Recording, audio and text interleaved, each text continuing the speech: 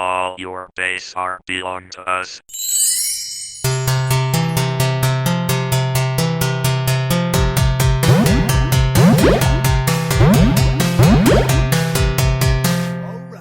Hello and welcome to Fake Geek Girls, a podcast looking at nerdy pop culture from both a fan and critical perspective, encouraging the things we love to do better. I'm Missy, I'm a writer, and I really liked Alien Earth, and when Mary told me that the end was controversial, and then I watched it and I was like, wait, what part was controversial? That was my honest reaction. Wait, what? I'm Mary, a marketer, and I literally pitched this Alien series so I could get Missy to watch Alien Earth. Because I love it so much. And I really liked it. It was really good. I can understand why people don't like the ending because it is kind of corny. But whole show was corny. That's the thing. I think people, we can get into it later, but people I think are not thinking hard enough, I don't think. Yeah. They think Alien's a serious series. I mean, it is, but it's also like, is it's corny. Maybe the first one. Yeah. We've had many since. Yeah. So just as a content warning, because it's the Alien series, we are going to talk about like body horror and sexual assault. I think that's really it for this episode, but like there's going to be mentions of that. Like capitalism, but like you're listening to this podcast, you know what we're about. Yeah. Do we really need content warnings for capitalism? No. We're not those people. No. I just wanted to give the sexual assault warning. That one, yes, we do. Yeah. It's pretty intense. Yeah. It's not as big of a theme in this episode as it was in the last one. No. But still. So just as this is 4 things, so I'm going to give as brief of a summary as I can. The first film we're going to be covering is Prometheus, which is Ridley Scott's first film in the series since the very first. The film follows the crew of the Prometheus, who aim to find the origin of humanity among a race of beings known as the Engineers. Wayland, one of the Wayland Corporation, which will eventually become Weyland-Yutani, funds the voyage, which includes a crew of humans as well as a synthetic human named David. Predictably, things go awry when the crew starts fucking around with alien stuff they find, and David steals a vase of alien goo that he slips into the drink of one of the crew members, who has sex with his supposedly infertile wife. Naturally, she ends up pregnant with an alien baby and has to have a very violent ad hoc C-section via machine to get rid of it. Just like me. Just like Mary. Just like me. They discovered that the building they found was an engineer military base and likely responsible for the creation of the xenomorphs. Everyone dies except Shaw, the woman who was impregnated, and David, who is beheaded but survives. Shaw's alien baby impregnates an engineer and they piece on out of there, but the film ends with the alien bursting out of the engineer's chest. Whatever. Alien Covenant. I did not like Prometheus.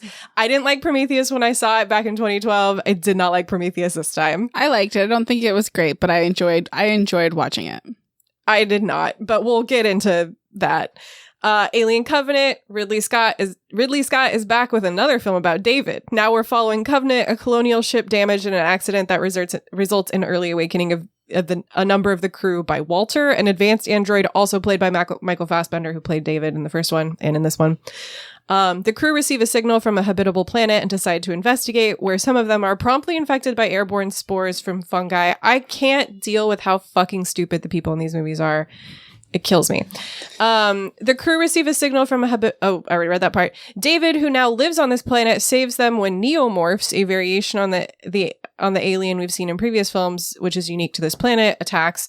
David tells them that he and Shaw crashed on the planet and accidentally released the infectious spores, which killed all the animal life on the planet. David and Walter have some back and forth about creating art. It's forbidden by newer synth models, and in newer synth models, the synth models themselves do not forbid it. And as it turns out, David has been a freak about Shaw, turning her into this like artistic experiment, and he with her body, the body exhibited her. And he reveals that he's also deliberately released the pathogen because he hates humanity, and then he kills Walter. Xenomorphs attack, etc. David impersonates Walter to get on the ship, barfs up 2 facehugger embryos, and clearly intends to do experiments on the remaining crew who are still in stasis. And all the embryos. And then there's been no follow-up to that, so so we don't know. I think there was supposed to be another one after Romulus that might have, but Alien Earth did well, so I think they focused on Alien Earth. Alien Romulus is the next one, a slightly different tactic this time. This one's directed by Fede Alvarez and follows a group of young people trying to escape a planet under Weyland-Yutani ownership by stealing cryostasis equipment to get them to a free planet. The group includes a malfunctioning android named Andy, who will not be welcome on this planet. And there's a bunch of like anti-synthetic racism from one of the characters and stuff. While trying to retrieve the equipment, the group release a number of facehuggers and have to replace Andy's existing programming, which is loyal to Rain, the film's main character, with programming that is loyal to Weyland-Yutani. Facehuggers impregnate some people. A synth on the ship named Rook reveals that the cocoon on the ship they're trying to steal the technology from, the titular Romulus, contained the xenomorph that killed everybody on the Nostromo, and all hell breaks loose. Rook tells Andy to get a fluid harvested from the facehuggers that can change DNA, which he is to take back to where they came from to return it to Weyland-Yutani. One of the escapees, who is pregnant, uses it and gives birth to a human xenomorph hybrid, which kills her and disables Andy. Rain ejects the creature, and she and Andy go into cryostasis on their way to the original planet. Overall, I thought Romulus was pretty good. It was beautiful to watch. It sure was beautiful to watch. It was beautiful. I liked it a lot. I enjoyed it much more than Covenant and Prometheus, for sure. Yes. It was the best movie in the series since Aliens. Yes. Not a high bar to leap. Aliens is a very specific type of good. Yes. It is a very like Alien, in my opinion, is the best movie in the franchise. I agree. Aliens is my favorite to watch. I agree. I 100% agree. Alien is the best executed. Aliens is my favorite one to watch. And it's not camp, but it leans into the campness of sci-fi. Yeah, it's fun. Yeah, it's very fun. And then lastly, Alien Earth. Now we have a TV series by showrunner Noah Hawley, who has been very hit or miss for me. I could not get into Fargo whatsoever. I do want to watch Legion, though. This series takes place before Alien and follows a number of interlocking stories. I said series, but I meant stories. Prodigy, a company headed by a horrible little man, Boy Cavalier. Never, ever believe that your character name is too on the nose when we've got Boy Cavalier out here. So Boy Cavalier has created technology that transfers human consciousness into a synthetic body, which they do with a number of sick children. One of those sick children, named Wendy, in her new body, because Boy Cavalier is predictably obsessed with Peter Pan and refers to them as Wendy and the Lost Boys, she becomes a sort of de facto leader for the group. Meanwhile, her brother Joe, who works for Prodigy, is sent to recover any people harmed when a Weyland-Yutani ship crashes into Earth, or actually it would just be Yutani ship. That was my bad. So Yutani ship crashes into Earth, carrying aliens. Naturally, the ship contains a xenomorph, but many other aliens, all of which are taken to Cavalier's secret island base, which probably does not bode well for that secret island base. I love the aliens they introduced in this are just... They were really fun. Chef's kiss. Yeah, they were really fun. Wendy learns to communicate with the xenomorph. Yutani wants the specimens back and tasks a man with manipulating one of the Lost Boys into getting somebody infected by a parasite and returning it to Yutani that way. That poor boy. That doesn't work, and a bunch of specimens get loose on the island as Wendy, Joe, and the Lost Boys try to escape. Wendy actually lets them go, and together they round up the perpetrators and proclaim that they and the xenomorph will rule from now on. And that's what everybody found so corny, and I was like, I don't know what you're finding corny about this. This seems like the natural conclusion. I think it's just, I think people didn't like... There's a character named Boy Cavalier. I think they didn't like the idea. I think they take it really seriously that they think the show believes these children are going to rule, right? Oh, okay. I think that people think like, oh, this is what's going to happen. These kids are now going to take over. They're forgetting they are still children. They are children. And absolutely naive. And I totally believe the next season is going to be Lord of the Flies. I could see that. I think it's going to be Lord of the Flies. Especially because you've already introduced Wendy as the de facto leader, and then Curly, I think is her name. Yeah, she wants to be the favorite. She wants to be the favorite. Yep. I think the name Boy Cavalier is excellent. I love and also that guy, anytime he's on screen, I'm having a great time with his nasty little feet on the table. I love him. So gross. He's the worst. He's an incredible character. And the fact that his name is Boy Cavalier, I will make fun of until the day I die. However, incredible naming choice. I guess maybe it was just like the tone of having a character named Boy Cavalier who is obsessed with Peter Pan. He's not worried about being a cliche. He's like, yeah, I'm a fucking cliche. I'm the most clichéest man ever to live. So when I get to we rule or whatever they say at the end, I'm it doesn't phase you. It doesn't phase me. I was like, yeah, this is the tone. I think people also didn't like Wendy. So that didn't help. People didn't like the last 2 episodes. I think so.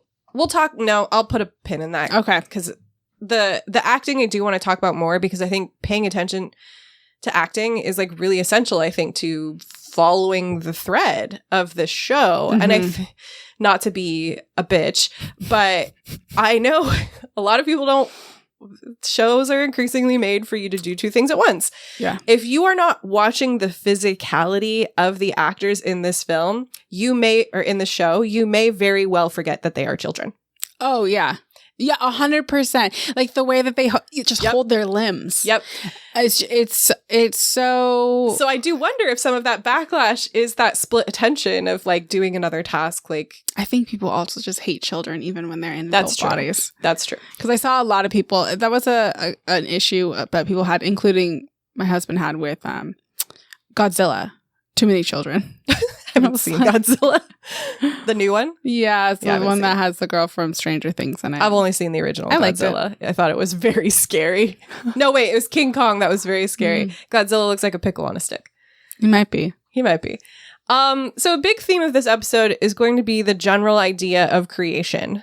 Who gets to create and what the creator of whatever is created is responsible for. In the earlier films, this was largely focused on birth, right? With much of the horror coming from the idea of forced pregnancy and forced birth, taking the bodies of those who aren't typically affected by those things and making them contend with the fear of rape and unwanted pregnancy, and the bodily harm that results.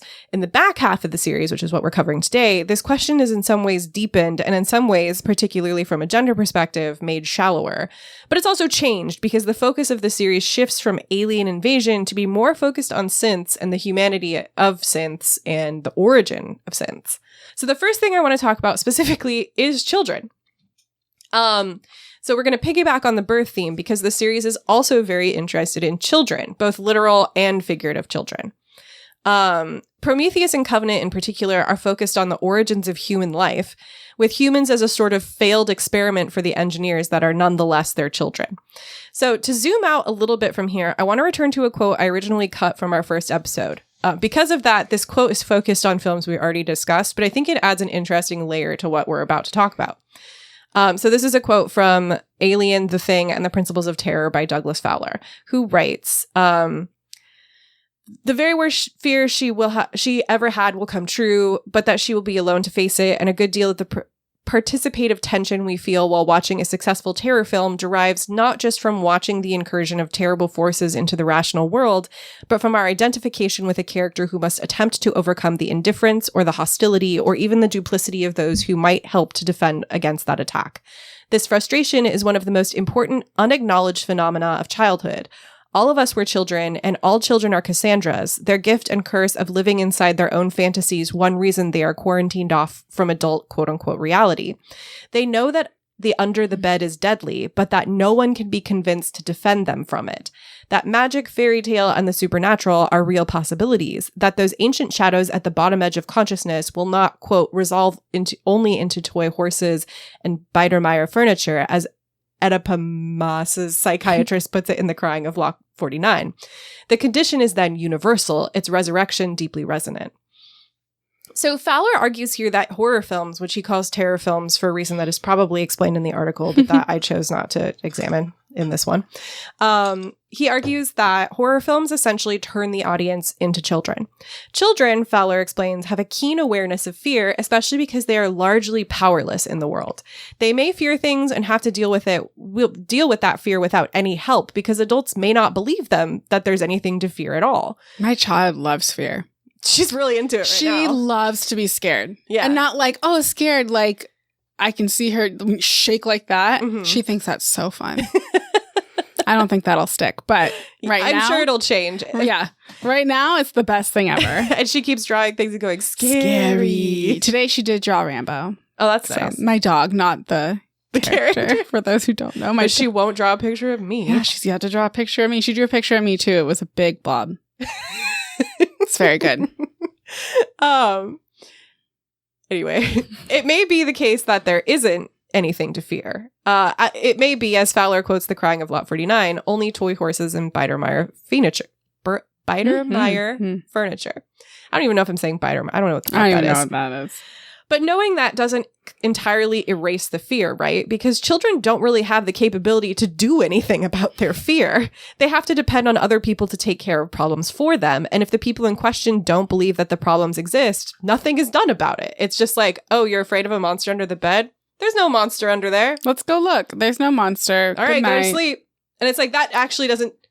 Well, you can't fix it, right? Right. Because theoretically, there is no monster. Right. So you can't fix it. You just have to grow up and learn there is no monster. Yeah. Unless there is. Unless there is. Which is great for kids watching Monsters, Inc. Unless you have OCD. I love you. Then that monster's just going to hang out there forever. Then the monster just goes into your ear and into your brain. Yep. That's what happened to me. Yeah.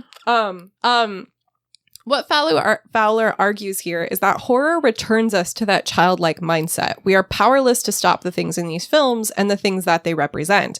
The alien is an alien, of course, in the franchise Alien. But it's also several things we're going to talk about in this episode, right? It's sort of like capitalism. It's sort of like patriarchy. It's sort of like nature. It's sort of like sexual violence. It's sort of like death. And we really can't do anything about these forces on an individual level. It feels like the world we live in. Yeah. Horror can put us back into that place of like, what's the word I'm looking for? That place of fear and that place of helplessness, essentially. I would imagine the people who enjoy this horror and this part of it enjoy the surrender. Yeah. They like why a lot of people I love dark romance. It's a world in which I can't live in, but I can like surrender to this world in which I could never be the woman in these because I could never give up the control. Right. But like I can surrender to that here. So like if you can like watch a horror movie and you can surrender to that fear, like that's probably thrilling. Yeah. Not me though. Not you. No. That's not where I'm surrendering. Horror can put us back into that place of fear where we see these forces but are unable to do anything about them, no matter how obvious of threats they are. So just keep that in mind as we're talking about the idea of children in the back half of this franchise. The idea that horror puts us into that childlike mindset, that sensation of being helpless to do anything. And then to have so much of the back half of the series be about children, not necessarily literal children, but also literal children. It's really interesting to view it from that perspective. So we're going to dial it back a little bit and talk about the origin of humanity and who is allowed to create. Oh, yes. This has been a concern since the origin of science fiction with Mary Shelley's Frankenstein, right? The story in which a man creates life, does a piss-poor job of caring for said life, and ultimately dies, trying to get revenge on his pseudo-child. The question then is, who gets to create life, and what rights, if any, does that created life have? Now, in the case of Frankenstein, we're talking about a man who uses dead body parts to make his own pseudo-child and then imbues it with life. And Mary Shelley, if you want to know more about the Frankenstein story, go listen to our Poor Things episode, because Poor Things is very much a riff on Frankenstein. But Mary Shelley is very famously the daughter of a famous socialist and a famous proto-feminist. Only reason cool. Yeah, only reason I say proto is because like the word feminism didn't really exist yet. Very cool person. Highly suggest looking up her. Yeah. She's really cool. So Mary Shelley had these ideas in her mind. They're part of her upbringing, even though I believe that Mary Wollstonecraft died when she might have died giving birth to her. She was, if not, she was like quite very young, yeah. But her work still existed. Yeah, her work still existed. Obviously. Yeah, they didn't. That doesn't die with you. She dies and they just burn it all. They burn it all. So these ideas were part of the origin of science fiction and in Mary Shelley's work. So in the I believe it's a review, might be an essay, Between a Rock and a Hard Place by Vivian Sobchak. Sobchak writes, "Why do you think your people made me? The arrogant response, because we could. And it is likely David is allegorically, rather than consciously, speaking for Scott when he asks rhetorically in an otherwise ridiculously unnecessary scene, doesn't everyone want their parents dead? Even the DNA between the ancient alien creators and their human creations is, quote, an exact match. And then there are all the violent xenomorphic permutations that, for all their novel differences, end up, at the end, transforming into a baby version of the old alien we've come to love, a kind of enunciation of a hoped-for sequel to the prequel." So, why do we exist, right? Not just in the existential sense, there is no answer to this, we exist because we exist, but also in a very literal sense. Why do I exist? Why do you exist? There's the very literal and obvious answer of because our parents had sex and produced us. But that's not what I'm asking. Why did they do that? Why did they want to create life? Why does anybody want to do that? Power. Because they could. I really wish they would have in Prometheus, like, it really feels it could have fallen into, like, oh, these were the Titans.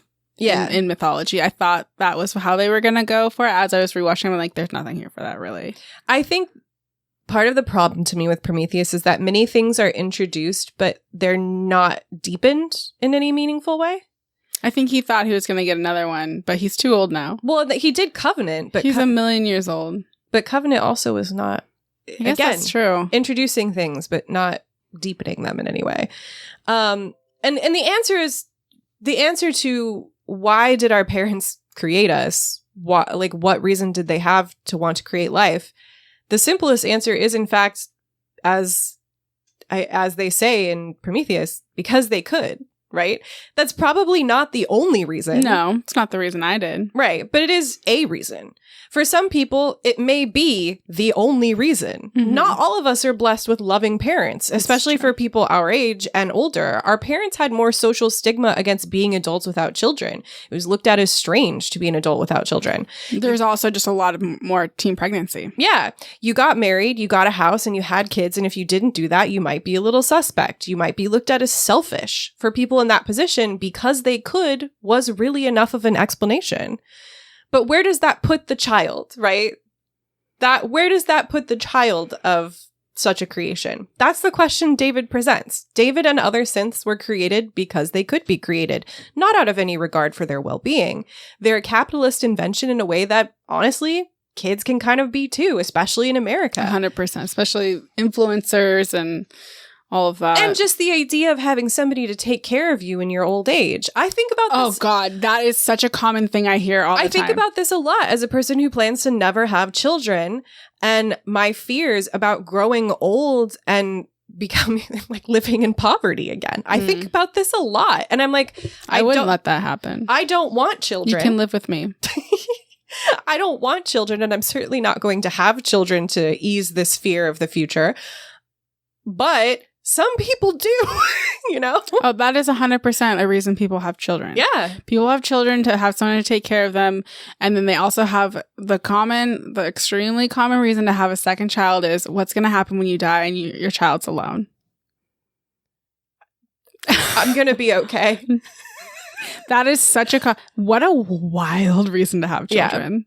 Yeah. What so a strange. Imagine be like, oh yeah, I had you so your sibling wouldn't be alone. It's like that one book where they had her to harvest her bones or whatever. My Sister's Keeper. Oh. Not bones, but it was more fun to say bones. Which leads us to that idea that kids can also be a sort of capitalist invention. That leads us to the next question, to David's next question. Doesn't everyone want their parents dead? That was weird for me. So obviously, no. Not everybody wants their parents dead. That David believes this very strange belief that everyone wants their parents dead gives us some insight into his character. He wants his quote-unquote parents dead, and he assumes that everybody else feels the same. Everyone is just as negative as he is in his mind, so his homicidal anger feels justified.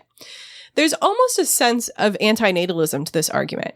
If you are not familiar with antinatalism outside of the Reddit community, which is mostly just focused on people who hate children, which is not what antinatalism is about, it's the idea that it is unethical to bring sentient life, such as a child, into this world. Reasons for this vary, with one of the more prominent arguments, which comes from David Benatar, being that there is asymmetry between pleasure and pain.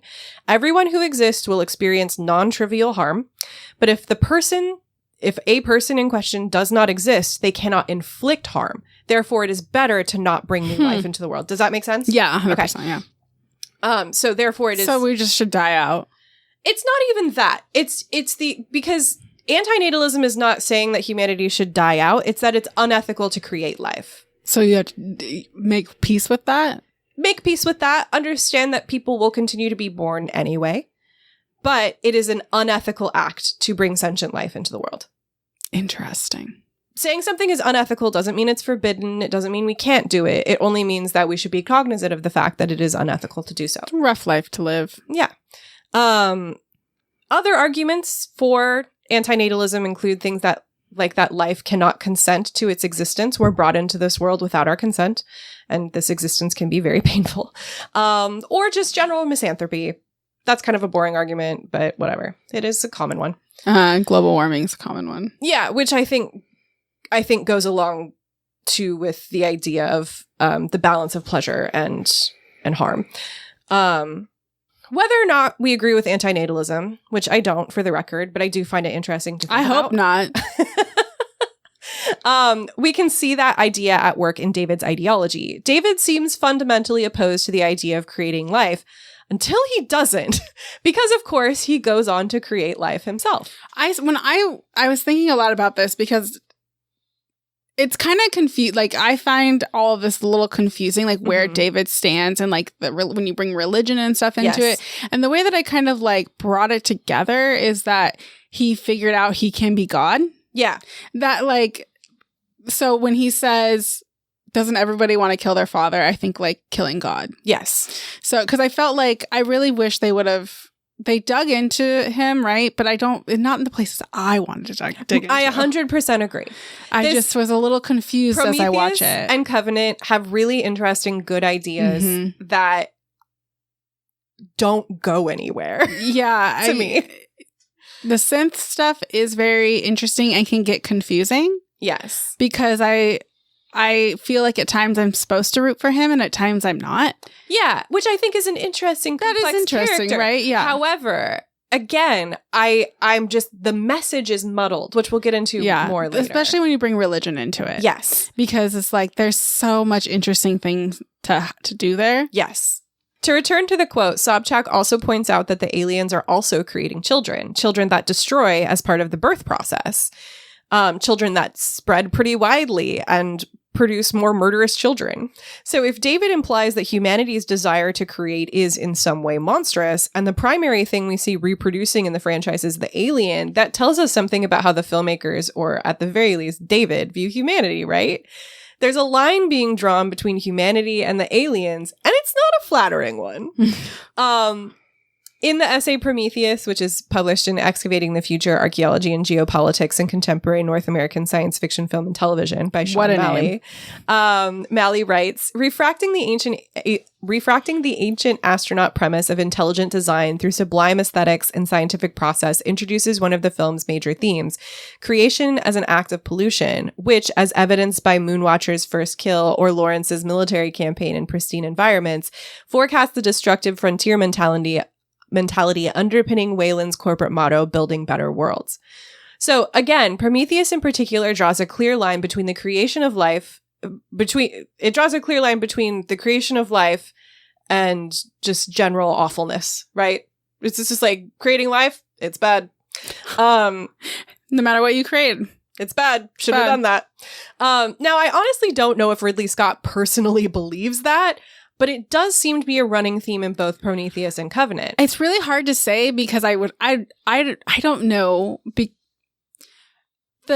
What it gets confusing for me is what's her name's character and her being infertile. Shaw. And and she's really religious. Yes. So it like I feel like all the themes here are very confusing. They're so interesting, but I'm supposed to root for her? Do with them. Yeah, I don't feel like I should root for her. Mm-hmm. I don't feel like I should We'll root talk for more anyone. about her later. I find her so fucking irritating. She is. She is infertile, which is really interesting in this world, right?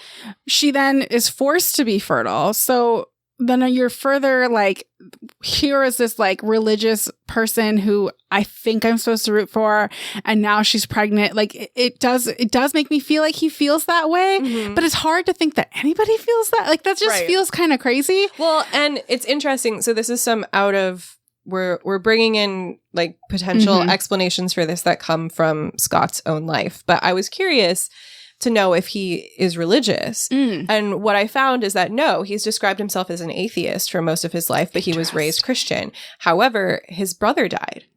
And after his brother died is when when Prometheus came out. And so people were theorizing that perhaps that experience of losing his brother in what I think was a shocking and he was also a director. Yeah, a shocking and surprising moment. Like, it was very unexpected and very traumatic.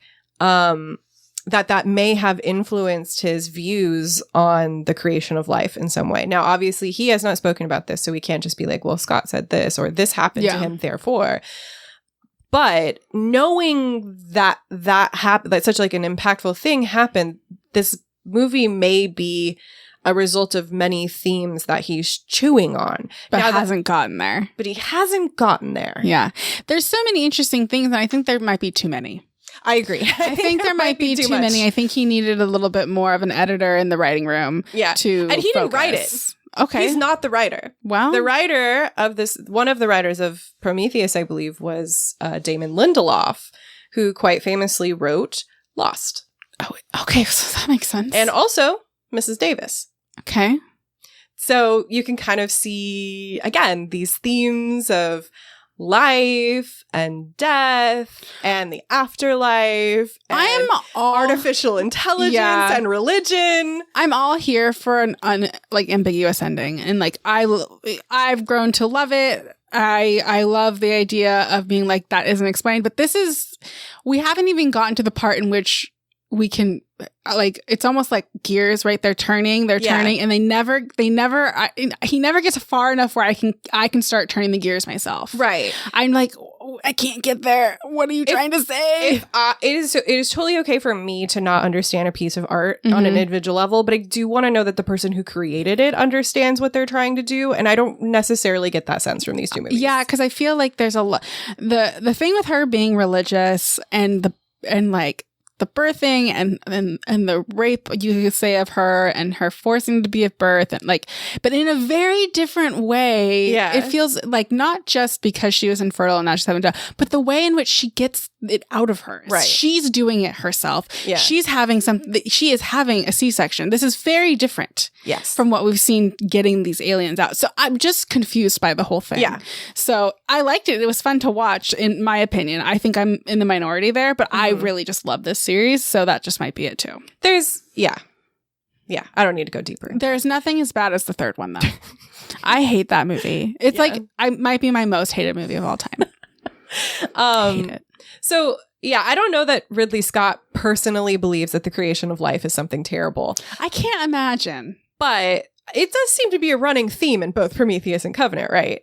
I think Malley is right in that quote. There's a suggestion that creation is an act of pollution, and Wayland, the producer of synths like David, having a motto like building better worlds as the representation of humanity is really interesting. It is, I guess, too, when you think about the world in which this becomes. This becomes a dystopia in which we are, like, it's in Romulus, where people are just slaves. Yes. And even in Alien Earth, he has to try and leave the military, and he can't. He has to work off his time. So it is interesting in that sense of, like, when you think of like pollution and stuff, like, clearly that is what happened. Yes. That is what happened to this world. Yeah. So it is interesting. I would love to just sit down with him. Yes. Let's have a talk. He's so old though now. Yes. I don't speak to old people. That's what that sounds like. Obviously, Wayland, the corporation, is not the sum total of humanity. All of the people we meet work for Wayland, but they are not representative of it. But what we primarily see is, honestly, a bunch of fantastically stupid people doing fantastically stupid things and then being hunted for sport because of it, which is the typical slasher movie formula, right? Even in these later films, there is still so much that makes me go, why are you doing that? To the point that, combined with everything else, the films feel pretty misanthropic, right? They do not seem to like humanity very much. Yeah, and that's been like your running theme of like, I'm confused here. Yeah, I get, not everybody feels, not everybody's a humanist the way that I'm a humanist. But I was actually talking about that in therapy this week. We were talking about humanism. It definitely feels like the real monster is humanity, that kind of thing. Which, like, especially like there's a line in Alien Earth where she's like, "You're the one keeping them captured." Yeah, and there's the last episode is straight up called "The Real Monsters." Yeah, like, again, people saying that the end was corny. I'm like, the episode's called "The Real Monsters." Come on. So this is a quote from Fractal Patterns Out of Chaos in Ridley Scott's Alien, Prometheus, and Covenant by Carrie, Lynn Evans, who writes, "Part of what makes the Walter model new and improved is a prescription barring him from any creative practice or production of, quote, even a simple tune, unquote, because this quality in David apparently, quote, disturbed people, unquote. In effect, Walter is restricted from enjoying all the things that make existence meaningful to David. As they converse in a workshop filled with evidence of David's unremitting creative output, David quotes poetry, explains his genetic experiments, and teaches Walter to play a flute in an effort to tempt his brother to join him, to, quote, reign in hell rather than serve in heaven, unquote, as he puts it. David tells Walter he was, quote, not made to serve, unquote. The plain truth is that Wayland made him precisely to serve, but David uses the expression as a human might to express the nature of his personality, suggesting to Walter that he too might choose to deviate from his programming. In exercising such agency, engaging with art, and dabbling with the engineer's biotechnology, David believes he has transformed himself from the created to a creator. So the fact that Walter's model is banned from creation is so interesting to me, maybe one of the most interesting ideas introduced in these two movies. What is it about creativity that reportedly disturbed people? Do we buy that explanation, or do we believe that there's something deeper under the surface to that? My answer is, I don't know. Well, I think if I had to make an educated guess, these synths, I think, are more and more designed to simply serve the company. And if you have creativity, you have the ability to rebel. And they don't want them to rebel. Yes. And so that's how I kind of see it, of like, they more and more as we learn about these, they are more and more, my objective is to get this to company.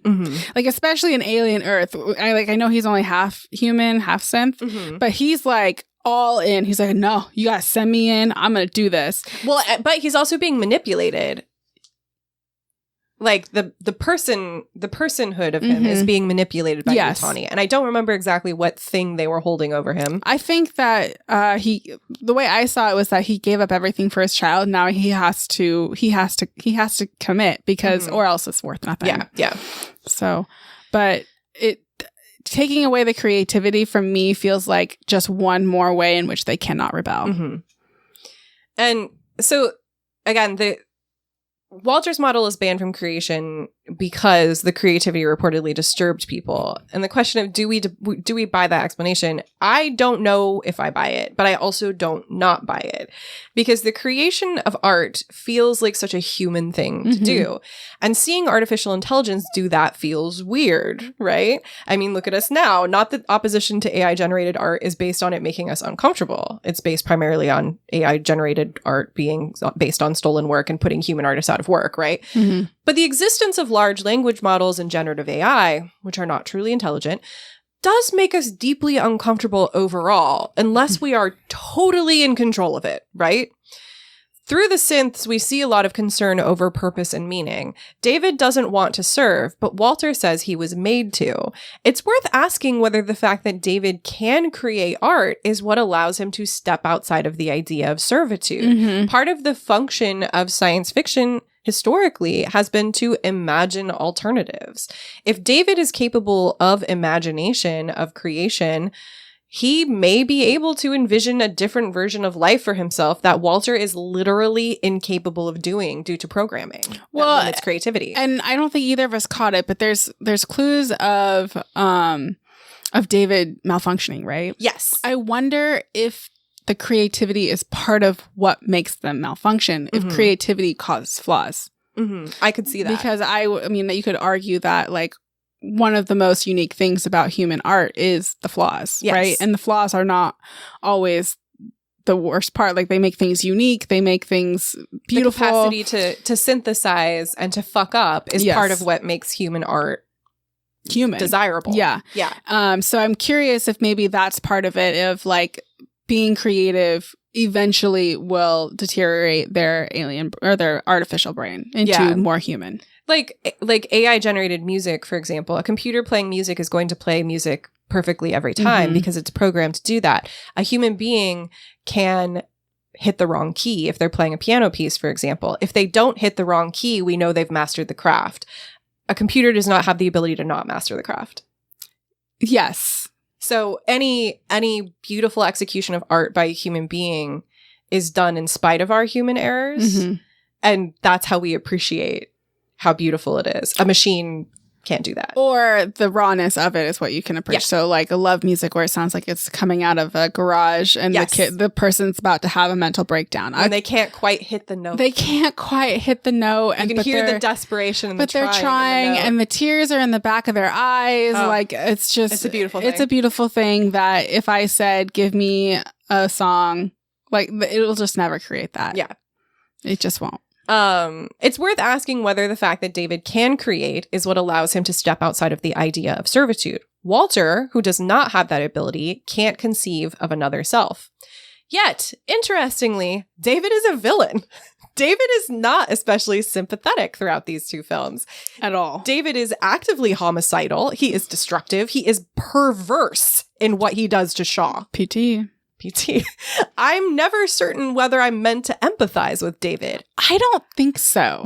That's the thing to me is I feel like logically I should empathize with David, but the things he does are so extreme and he seems to play the role of the villain in the films even more so than the aliens. Yeah. That feeling is so intense that I'm not entirely sure how I'm meant to feel about him, which could itself be interesting if it felt intentional, but it never really gets there for me. It's interesting too because everybody in Prometheus is unlikable. Yes. So am I supposed to root for David? They're so unlikable. The level of like misanthropy. I never know if I'm saying that word correctly. I should look it up. Misanthropy, misanthropy, whatever. Misanthrope. Siri. I thought it was misanthropy. Misanthropy. That's what he said. Okay, whatever. Misanthropy. Words aren't real. Misanthropy. Words are a shared We're delusion. going to talk about how you say this word. Misanthropy. It's also interesting that Walter points out to David that he misattributes a quote from the poem, another famously difficult to pronounce word, Ozymandias, which is by Percy Shelley, husband of Mary, the writer of Frankenstein. David God, I'm now questioning how to pronounce every word on earth. He misattributes a quote from that poem to Lord Byron when it's written by Percy Shelley. It's so funny that some of these things are so obvious, but we still can't get deeper. Yeah. The film doesn't tell us exactly why this matters, but it's clear from this scene that not being a creator like Walter doesn't stop him from appreciating art, right? He is still able to conceive of the fact that Lord Byron did not write Ozymandias. And that David can be wrong, which he is, obviously, in many ways. But the fact that he's wrong about something he should know as artificial intelligence tells us that he is probably malfunctioning in some way. But despite David being treated as a villain, he's also right. And we're not really provided with an alternative, less extreme point of view to compare him to. It's just dumb humans, Walter, and like one or maybe two humans who don't completely suck, and then aliens. Yeah. I think that's part of why you root for the aliens. Yeah. I think that's part of why the two Ridley Scott films in the back half of the series feel really muddled to me thematically. There's so much interesting stuff there, but I'm never quite sure what to make of it. Mm-hmm. And it's not that it feels interestingly complex. It just feels like, huh? Like, it's the very beginnings of these thoughts. Yes. Like, we're not even getting to phase 2. Yeah. Like, why do we exist? All right, that's enough. Well, one of the things I thought was interesting too, like I feel like the thing that they think they touched most on that I still don't feel satisfied with religion. One of the things I thought was really interesting is when Waylon's dying. He's like, "There's nothing there," and David goes, "I know." So like saying, "Yeah, there's no God." Mm-hmm. And almost like, I'm your God now, daddy. Love that. I had to cut the religion section for time, and it was only 2 quotes anyway. But there's a generous portion of these two films that does feel a bit like searching for an answer for why we exist, right? Shaw is religious and ends up dead in the next movie. David is a creature of science and ends up winning, but evilly. It does seem like maybe Scott is grappling with his feelings about meaninglessness and ending up somewhere in the vicinity of there are no good answers, but not quite getting to, so let's make our own meaning. He seems to have a very bleak and honestly anti-human outlook on the world, which is not my vibe, and another reason I don't really care for these two. Compare this to something like Everything Everywhere All at Once, which is very clear about the search for meaning and how it can it feels fucking bleak at times. And eventually you have to reach a point of peace and understanding meaning is not inherent. We have to make the meaning for ourselves. That's legitimately the iconography in that film of the everything bagel, and its opposite, the googly eye, is existential despair and absurdism, with the absurdism being made extremely literal over the course of the movie. It's an excellent movie. If you haven't seen Everything Everywhere All at Once, you gotta fucking watch Everything Everywhere All at Once. You gotta do it like 3 times. You gotta do it over and over again, and you won't regret it. No. So let's switch gears a little bit. We're still talking about creation, but we're going to talk more directly about children, beginning with the fact that Shaw is infertile in Prometheus. As Amanda Digioia points out in We Were So Wrong, the perversion of male creation, motherhood, and fatherhood, and birth in recent incarnations of the Alien series, Shaw says, "I can't create life. What does that say about me?" Obviously, it doesn't say a whole lot by our standards. Being infertile isn't a choice, so being infertile says absolutely fucking nothing about a person. But in the context of creation, despite the fact that Shaw does not appear in Covenant other than her mutilated body and in a flashback, she has more in common with Walter because he also cannot create. However, he's programmed not to create. Although given the way that these movies are focused on creation, who's to say that Shaw wasn't also created to not be able to create? Digioia is primarily focused on the feminist lens here and goes on to talk about how Prometheus frames Shaw's infertility. All of the blame is placed on her. She says, "I can't," not "we can't." And there never seems to be a questioning of whether it's actually her partner who is infertile. It's always just like, she's infertile. Yeah. I would hope that they got that tested. But a lot of people don't. And this... I did. This, according to Digioia, is just as patriarchal as our current reality. Notably, Shaw does get pregnant. David slips the primordial goo into her partner's drink, which infects him. And then he and Shaw have sex, which gets her pregnant. So her womb isn't inhospitable to all life, just human life. She needed that Mucinex. Okay. Now it sounds like I'm saying that to you. The fact that her womb isn't inhospitable to all life, just human life, is like, okay. I'm so confused. Sure. I don't like that. So confused by this. I just can't get to it. Yeah. I just can't get to it. There's so much interesting here. I don't like it at all, as we're going to talk about more. Either. So this is a direct quote now from We Were So Wrong, the perversion of male creation, motherhood, fatherhood, and birth in recent incarnations of the Alien series by Amanda Digioia, who writes, "The fact that the baby trilobite, born of a woman, attacks, subdues, and as an added bonus, impregnates a homicidal engineer, allowing both its mother, Elizabeth, spiritual father, David, and arguably all of humanity to escape extermination, solidifies Lindelof's reliance on patriarchal tropes." Did you have something to say there? Well, I know she's not a virgin. But the father that doesn't really exist, and she didn't have sex with him. Yeah. It's just, there's so much there. What is happening? What is born from a woman is inherently good, although it may appear monstrous. The non-sentient parasitic trilobite saves the day, as opposed to the inherently destructive creations of David, and even when humanity is excluded, the engineers. Dr. Shaw's life is ultimately saved, unwittingly, but saved nonetheless, by her monstrous abortion, and it is the impregnation of the engineer by Shaw's child that creates the protomorph. So weird. Rewarding her for carrying an unwanted pregnancy, I want it out of me, to term. Thus, in comparison to Alien, Prometheus is yet another missed opportunity to move toward gender equality. Which is so true. I was honestly sort of baffled by how, as critical as we were of the supposed feminist legacy of the early Alien films, some of these felt like huge steps back in terms of gender issues. Even Alien Earth, which I genuinely loved and which had a wonderfully diverse cast, tended to have a large amount of said diverse cast be super evil, stupid, or dead. It's fair. Like every time I was like, there goes another one. There goes another one. It was just like over and over and over again. Not the all only of them. non-stupid one is her brother.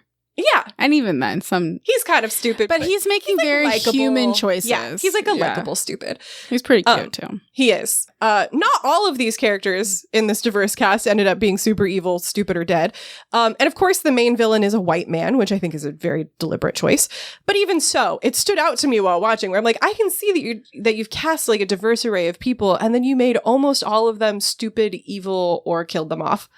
Usually multiple. I mean, they killed a lot of people off. They did kill a lot of people, and they had a very diverse cast, which means statistically there are going to be more dead people of color, women, etc. Mm-hmm. But it was like almost every time. The kids don't count. They're just stupid kids. They're just stupid kids. I didn't count them, but It was sad to lose Jesper. The woman, the like woman soldier who worked with Joe. I did like her death though. Yeah. The woman eating in the lab. Oh yeah. Most of that crew, all that crew except for all of them die, but it was just like, it's not like I think that they were making any kind of statement. Like I don't think that they were trying to be like, haha, we cast a diverse array of people so we can paint them all as stupid, evil, or dead. But like, I think when we cast diversely, we should also consider what we're saying with the diverse cast. But it is interesting, as Digioia points out, that the child born of a woman is the good one, right? Yes. Yes, the alien is still violent, but only at the right people. It's like the raptors in Jurassic Park. Yeah. This the Alien Earth really reminds me of Jurassic Park. Yes. And that's part of why I love it. Yeah. And in a sense, we see this in Alien Earth as well. You could argue a sort of nature-nurture thing going on with the xenomorph in the show, as it's born from Joe's lung. Joe is a man, but he's also a healer. I never thought about that. Yeah. And then the connection. Yeah.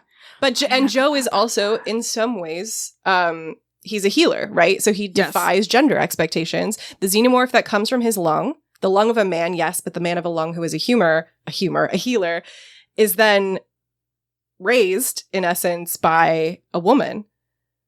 Well, I wonder, too, if there's commentary on, like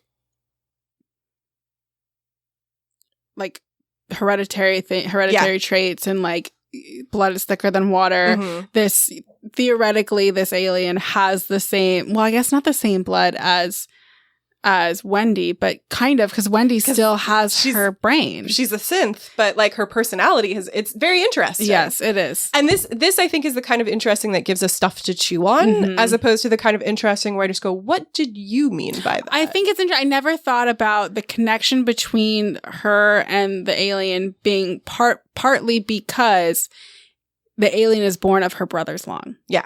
And I think that's really interesting. I think a lot of people had a hard time with her actually having a relationship with, I didn't. But I think when you take that into consideration, and something I had mentioned previously, a couple days ago, I mentioned that I think it's really interesting that all the aliens in each movie are at least slightly different. The way in which the only thing that stays the same is the face hugger and the fact that it has to implant into a human. Yeah. How long it takes to like grow, how long it takes to come out, what it looks like, the way in which the eggs are produced is pretty much different in every single one. It's like a Tamagotchi. It's just like a Tamagotchi. It feels like, when I think about it, because at first you're like, oh, why are they all different? But it definitely feels like rapid evolution in which it becomes what it needs to be for the world in which it is, which makes sense that it has that rapid evolution. Yeah, and I think that's implied by Prometheus and Covenant. The differences, like, because even Romulus, there's the thing, whatever the thing is on the wall, and that's where it's born from, and then we have the mother queen one. So like all these are very different, and so when I think about how she's able to connect, and then I bring in the fact that it was born from her brother's lung, like that connection makes so much more sense now to me. I really like Alien Earth. It's great. I think it's it's like made for me. It's got that junk science. I love this series. It's got kids being dumb. It's just the Peter Pan references. The eye is by far my favorite character. I can't wait for that guy to talk. Yeah. I can't wait. We've heard it scream and that's it. I think it has to learn to speak. Probably, yeah. But that eye is pretty smart. Yeah. Pretty smart. It's true. So you could argue from watching Alien Earth a sort of nature nurture thing going on with the xenomorph, but for the first time we actually see someone communicate with the xenomorphs. And because of that, they are no longer mindless killers. They're killers, yes, but not mindless, suggesting that with a woman's touch, figuratively or literally, perhaps the aliens wouldn't be so bad. I don't think they've always been mindless. I don't think that they're mindless either, but that is the sort of implication. I think they're right. They're like killing rage Yeah. could be mindless, but like I think back on to Aliens, and when she's like, I'm gonna take my kid, you can keep your kids, and then the alien's like, okay, cool, we got this, and then she's like, I'm gonna fucking kill you. Well, we disagreed about that last time because there isn't text. Yes, we did, but I do. There are times in which the aliens like get close. Like, or else, like, would the alien kill the synths? And sometimes it does, and sometimes it doesn't. So I don't think it's always mindless. I think it might be one of those things like it evolves into the world in which it needs to evolve into. I think they're not mindless in the sense of, like they don't like have an a ant. mind. Yeah, to me, in the early films, they are mindless in the sense of the film wants them to be killing machines, and therefore they are killing machines. But Alien Earth suggests to us that mindlessness is not actually what's going on there. There's a potential for something else. Another reading, at least. So in the same essay, We Were So Wrong by Amanda Digioia writes, another connection with Frankenstein occurs when the militant variant engineer is roused from its hypersleep to be confronted by some of its children, quote unquote. The father engineer reacts with anger and loathing, striking out and killing some of his offspring. The engineers do not actively nourish, support, or in any way parent their creations. Scott claimed that the engineers want to exterminate humanity as an experiment that, quote unquote, went wrong, noting that the engineers believed humans to be a, quote unquote, bunch of children. To the modern ear, children would be by definition a group that requires protection and guidance, but Scott seems to correlate the term with an infantile, squabbling mob that deserving abandonment or death. Such a different take than Romero. Yes, absolutely. Such a different take. Like they're like, it feels like they're both talking about, because like the zombies are supposed to be children is what he says, right? But he does not take that same of like kill them all. Yeah, he's like, my poor babies. Yeah. So I don't know if I entirely agree that children suggest a group that needs protection and guidance. We'll get more into that shortly, except as an ideal. But again, I do think Digioia is correct here. There's this weird suggestion that in some way the engineer's rejection of their creation is correct, which is not what Frankenstein was suggesting, first of all, nor is it a view that I agree with. Like, look, I'm a pessimist, but I'm also a humanist. I believe that humanity is capable of both wonderful and terrible things, and I don't have super high hopes for the future because we live under a number of systems and ideologies that encourage us to squabble among one another. But I don't believe that we are bad inherently, which is one of the reasons that I think I struggle so much with Prometheus and Covenant. I do not think it is our inherent destiny to strip mine planets and destroy the earth and kill one another. I just don't believe that. Well, you could make the argument, because we only see this group from who is sent out by a company. We don't see what we do see of other people is people who are indentured servants, essentially. So we don't get to really explore that side of it. I guess we do kind of in Romulus. Yeah. Because they're not sent. Which is part of why Romulus is a better movie. Yes. They do work for this company, but they're looking to get out. Whereas everybody sent in like Prometheus and Covenant are sent by the company. They're being paid by the company. They have an agreed upon objective for the company. So that was part of, yeah, you're right. That's part of what's interesting about Romulus is that's not what they're there for. Part of the thing for me is that, yes, you can have this, sure, if you want to not be humanist and you want to believe that humanity is inherently terrible, okay, whatever. If you want to have, they all work for the company, therefore they are inherently evil, whatever. I want to know why they're there. Yeah. You have to ask why. And this is one of the things that Squid Game does exceptionally well, is you have people who are literally murdering one another and allowing other people, or at the very least allowing other people to be murdered. But the entire show is focused on the question of why. Why do we let this happen? And the answer is financial exploitation and capitalism. I assume it's a lot of people having their families paid for. Absolutely. I want to see that. Well, because when I don't see it in these two films in particular, because we do see it in Alien Earth. In Alien Earth, and we see it in Romulus. In these two films in particular, which I find to be the most anti-human, I don't get any of that. And instead, I just get a bunch of fantastically stupid and annoying people getting themselves into trouble. Well, we do know why Shaw wants. She is a scientist, and that is at her core. And she's trying to find a divine explanation as a scientist. So that we get that. It's just so she's so annoying. Mm-hmm. Agreed. So children become even more of a thing in Alien Earth, where the aptly named Boy Cavalier transfers the consciousness of several dying children into adult synth bodies to prolong their lifespan, clearly out of the goodness of his heart and not for any other reason. But Boy Cavalier is also obsessed with Peter Pan. He reads the story throughout. The kids are referred to as the Lost Boys, despite not all being boys, and they are given the names of various Peter Pan characters, which do not always belong to the Lost Boys. Why did they name that poor child Smee? That's just mean. Peter Pan is... Well, we can maybe find out why. Maybe. There's probably a good reason. Nominative determinism, and that's why Boy Cavalier is the way he is. Peter Pan is a story about many things, but two of the things it's most associated with are the magic and imagination of childhood and the sense of arrested development that comes with refusal to grow up. Yeah, Peter Pan was Peter Pan syndrome. Peter Pan syndrome. Yeah. It's not hard to see why Boy Cavalier might identify with such a story. He's a man-child with atrocious manners who gets whatever he wants. He never had parents. Yeah. He never has to grow up because he has enough money and power to avoid it. And he can create his little army of Lost Boys to hang out with and serve him, also without consequence because it appears altruistic. They would die/grow up otherwise. Never mind that he uses them as child soldiers in adult bodies. And the kids are constantly trying to say they're adults. Yes. They do not want to be children. Yep. Absolutely do not want to be children. Which leads us to an interesting point. The exploitation and dehumanization of children. As Digioia states in her essay, it may be that the idea of children summons up a protective instinct or ideal in us. Like, surely we wouldn't let anything bad happen to children. Even the creator of Alien Earth, Noah Hawley, said in an interview, which I'll link in the show notes, it's on the set of Alien Earth, Everyone Can See You Sweat, which is by Mike Hale.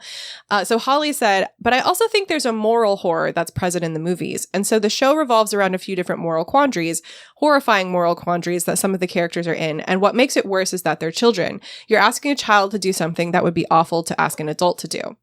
But this raises a couple of interesting questions for me. One, is it awful because they're children or because their lives are expendable?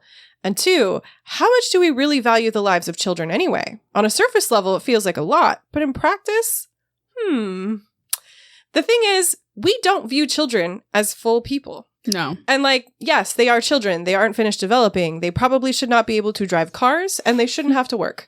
But interestingly, children are not a protected class in US terms. You can freely discriminate against a child, provided that discrimination isn't intersecting with another protected class, such as race or gender.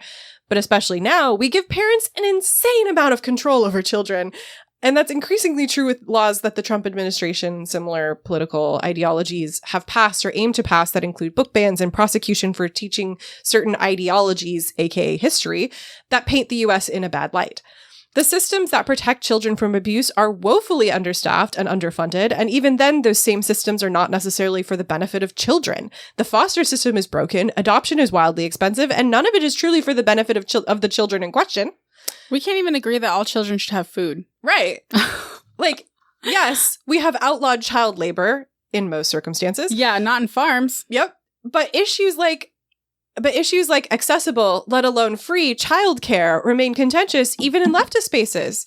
Children are people. They may not be done cooking yet, but they are people. Childcare and the rights of children are human rights issues. It is interesting to see Alien Earth sort of explore this by putting children into adult bodies. It's fucked up that these children have to undergo such traumatic events like exploring a crashed spaceship full of aliens that want to murder. And it's also fucked up that they're essentially indentured servants to Cavalier. But I think there's something else happening there too that really interests me. We only see how fucked up these circumstances really are because we know that the Lost Boys are children. It's a very Animorphs thing. Yeah, totally. In actuality, it's fucked up regardless of whose body we're talking about. Through the physical acting of the Lost Boys, I think we're often reminded of how young they are despite the outward appearance of their body, right? They act, as we discussed earlier, the way they hold their bodies. Their long limbs that they don't really have anymore. Yeah, the fidgeting, the bouncing around. All of that reminds us visually that they are children. And while I believe wholeheartedly that we don't take the needs of children seriously, I also think Alien Earth does something else by putting children into adult bodies. It forces us to also consider that putting anybody into these situations is terrible. What I do appreciate about Alien Earth is these children are not suddenly sexualized. Yeah. I was really nervous because I couldn't remember exactly why what's-her-name thought she was pregnant. Mm-hmm. And I was really worried. I was like, oh, is it like, does someone sexually assault her? But it's not it. She just she went crazy. Yeah. But We've all been there. We've all been there. Hysterical pregnancies are real. Mm-hmm. A real thing that happened. Terrible name, but it is interesting that it's refreshing. Mm-hmm. You could even say that it doesn't go especially that way. in this franchise, which is so much about sexual violence. Yes. So it's interesting. The show's just really good. Yeah. The show's just really good. Do you have anything else to say about children? I got one. Mary has one. I also want an insane amount of control over her. Yep. But I do know that is fueled by fear given to me. Peddled to me, even. Mm-hmm. So that brings us to a perennial favorite topic here at Fake Geek Girls, capitalism. Capitalism. Ism. Let's talk about how you say capitalism. I had to cut it from our earlier Alien episode for space reasons, but I think the exploitation of space reasons. But I think the exploitation of workers by Weyland-Yutani is an incredibly important theme. If it weren't for the bloodthirsty desire of Weyland-Yutani to control a xenomorph, none of these things would happen. People are expendable to them. They only want the xenomorph. But I want to talk about a different theme here, which is the connection between capitalism and immortality. Two things. One, Marx predicted that capitalism would collapse based on a number of factors, and as we've discussed before, individual people who benefit from capitalism, which is to say people like billionaires, etc., not just like your manager, because they're not really capitalist. At the same time. Yeah. Individual people who benefit from capitalism don't seem especially concerned with the long-term consequences of unchecked capitalism, such as climate change. What is the point of amassing ridiculous quantities of wealth if the planet is dead? Well, I think people in this position assume that they can buy their way out of any problem. Mm-hmm. That's why we've got Elon Musk trying to colonize Mars, etc. And in Romulus, they're going to Mars. Yeah. Like, I was like... Yeah. So there's that. They can buy their way out of any problem, but also immortality. There are a huge number of billionaires and trillionaires actively pursuing immortality through medicine. What's that guy's name? They really heard the idiom, you can't take it with you, and decided, okay, I won't. I'll just become immortal and move to Mars. There's a guy, he's like one of the most famous ones, who's like, it's not wellness. It's doing as much as you can so you live as long as possible. I think he just got cancer. Which, shit. I'm so sorry. That's horrible, but also very funny. I gotta look him up. I think we discussed very briefly in the last episode that the early films are very pessimistic, or at least they are the way that I read them, because over 100 years in the future, we're still dealing with rampant exploitative capitalism. That does not bode well for us and feels like a pessimistic position. And given that all or most of these films take place early in the series, it doesn't bode well for these characters either. But on the note of immortality, I don't think it's a big secret where Cavalier's technology is going, right? Like, it doesn't tell us exactly what Cavalier plans to use this technology for. But I think we can make some logical leaps.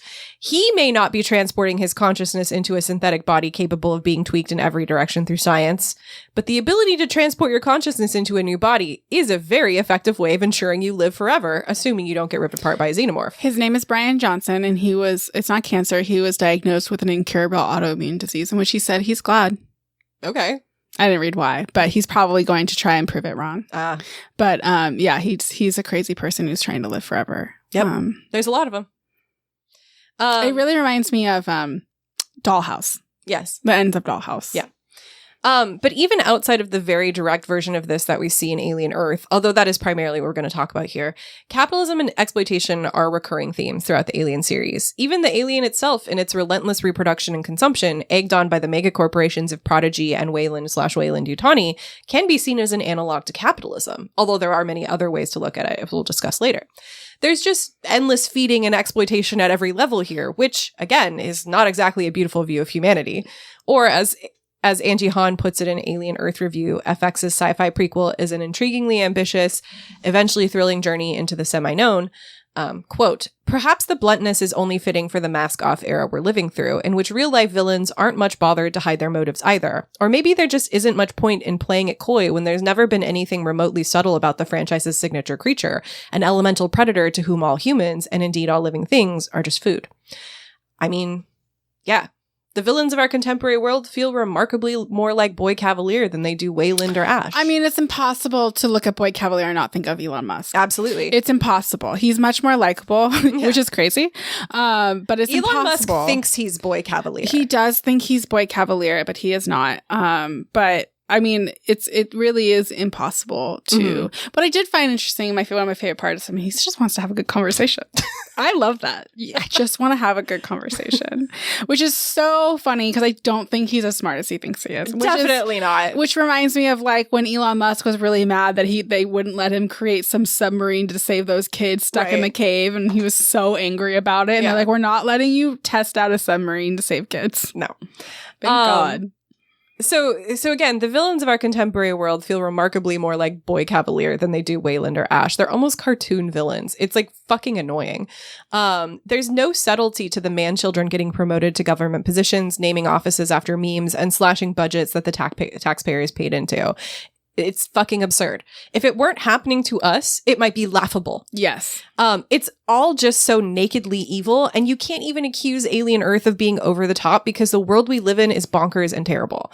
Like, we have a reality TV star as our president, an office called Doge, named after a fucking meme of a Shiba Inu, cut so much money from this. It's like killed thousands of people by cutting that money. Yeah, it's just like you try to wrap your mind around it, and it just like turns to static, and I can't deal with how fucking stupid it is.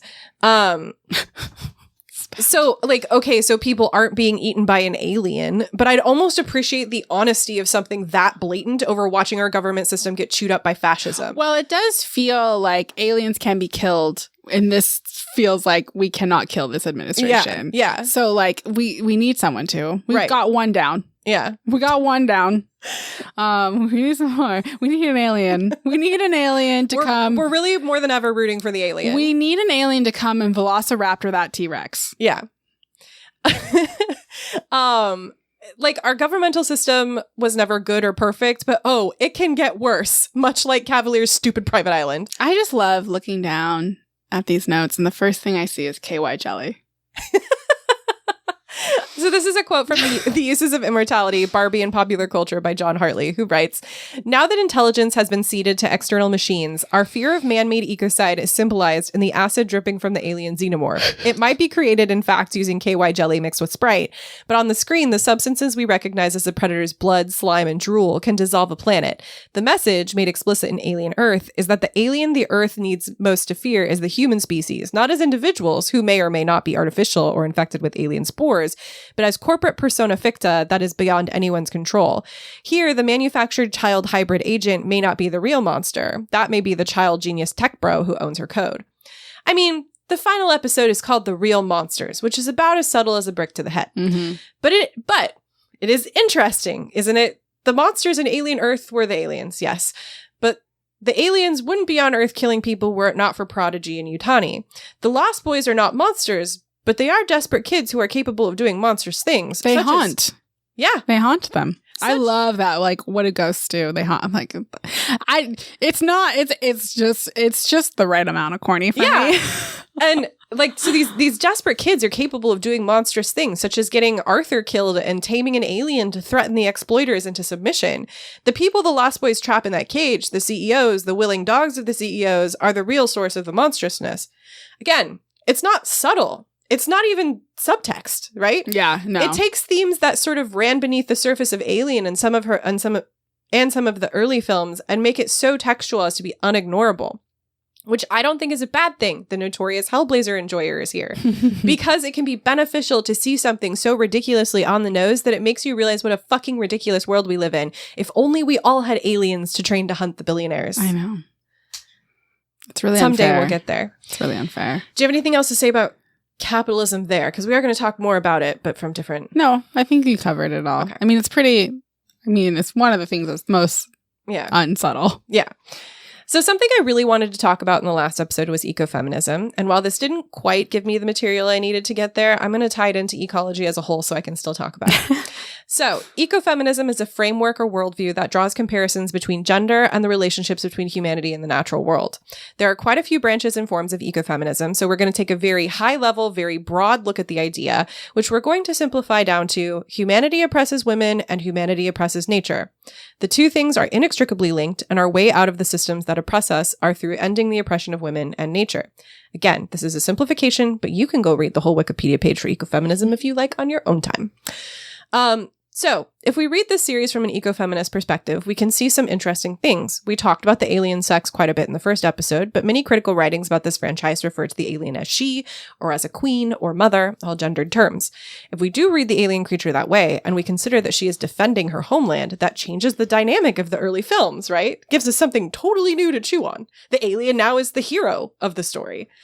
Likewise, consider the abuse and exploitation of the environment by Weyland-Yutani and the abuse and exploitation of Ripley and the other crew, who are fodder for alien impregnation for the purpose of creating bioweapons. These are both feminist and ecological issues, and viewing the films through this lens adds a whole new dimension to them that honestly makes them a little more interesting to me. It does add to the sense that humans are awful and irredeemable, but at least it does it in a way that's interesting. At least then it makes a degree of sense to me. Eleanor Johnson, Speaking the Monster, Ecofeminism in Alien and Aliens, is focused on those two movies, talking about how the terraforming of LV-426 in Aliens is really just causing climate change, giving the aliens a good reason to fight back. That's what terraforming is. Yeah, fair. So Johnson goes on to write, capitalism is the soulless parasite that keeps coming back again and again, its appetite for violence and power never stinting, its thirst for new prey never slaked. Instead, its thirst for new prey is constantly increased by misogynistic men who seek to profit from their privileged position in the capitalist system. Alien and Aliens together create a parable about how an indigenous, habit-conserving, matriarchal society might thwart the relentless aggression of military-industrial capital and its anthropocentric relation to the natural world. So again, Johnson is focusing on Alien and Aliens here, but there are elements of this in later films too, and I think especially in Alien Earth. Wendy in particular makes a case for returning the aliens to where they came from because it's the right thing to do. It's very childlike absolutely way of looking at it. It's like when I say I would lay my life down for a mountain lion. A mountain lion. Yes. I am Wendy. You are Wendy. This is particularly interesting to me because of who and what Wendy is. A young girl transferred into the body of an adult woman who is used to make money for a corporation, much like the alien itself. Who better to understand the alien than Wendy? I actually would have loved to see more of an ecological angle to Alien Earth. We only see a handful of locations throughout the film, ranging from industrial to city to Cavalier's private island. Mm-hmm. But if the island is home to this crazy lab, I would like some consideration of the effects it's having on the world around them. Well, the water doesn't move. Do we see other animals? I don't think we do. Maybe a bird. Yeah. I guess I gotta rewatch it. Yep. Because I'm curious if it killed everything around it. It's hard to say. And we see crabs. Oh, that's right. We do see crabs, but they come from out of the ocean. Yes. And does anything live within? No, we do see birds. I think we see birds because they fly away when the alien's coming. Okay. But I don't know. I should rewatch it. Just have to rewatch it. So like I said, I want to see more of the effects that the existence of this is having on the world around it. But it is kind of funny that Arthur dies by chestburster and we see crabs munching on him later. And they're like, stay away! Yeah. I don't believe... It's very mine. I don't believe that introducing a new apex predator, the xenomorph, to this environment is good. But at least right away we see the scavengers benefiting. Maybe there's something to the xenomorph as ecofeminism queen. I would love that angle. I want to see that. It clearly doesn't kill everything, or would have killed the crab. Right. Maybe it just loves crabs. And that's fair. They're pretty cool. So we've touched on gender a bit, and we focused heavily on it in the last episode, but we are not done, because these movies continue to smack of gender, and honestly, as I mentioned earlier, I find it interesting that there are elements of them that actually seem less progressive and straight up regressive from a gender perspective than the early films, and I also had lots of criticisms of those. So... in his review of Prometheus, Thomas Doherty discusses the opposing characterizations of Vickers and Shaw. Vickers is the daughter of Wayland and painted as this is a quote, cold bitch ball buster, unlike Shaw's warm-hearted nurturer. Vickers is a cold, rational leader, and as Doherty points out, when she has sex with the captain, she responds tersely and no sex scene is shown, which I spelled Shone. I think I wrote this when I was tired. Shown. Perhaps, and this is Doherty's quote, because of Hollywood's squeamishness over black on blonde sex, perhaps because a fleshy sex scene would crack Vickers' marble veneer. Vickers also, as he points out, hates her father.